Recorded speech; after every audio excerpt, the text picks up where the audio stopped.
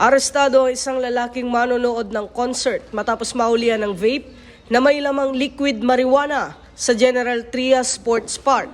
Kinilalang sospek sa alias Nabel. Nasa hustong gulang at kabilang umano sa street-level individual drug watch list ng pulisya.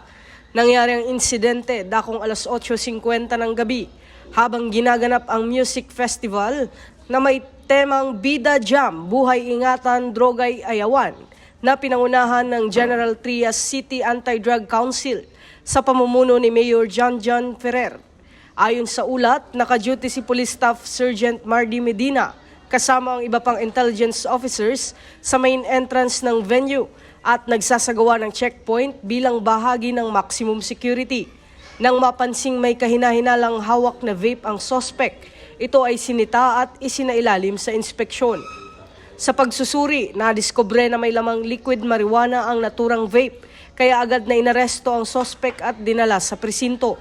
Nahaharap ngayon ang suspect sa kasong paglabag sa Section 11, Article 2 ng Republic Act 9165 o Comprehensive Dangerous Drugs Act of 2002. Ito ang bagong PNP para sa bagong Pilipinas. Serbisyong mabilis, tapat at nararamdaman.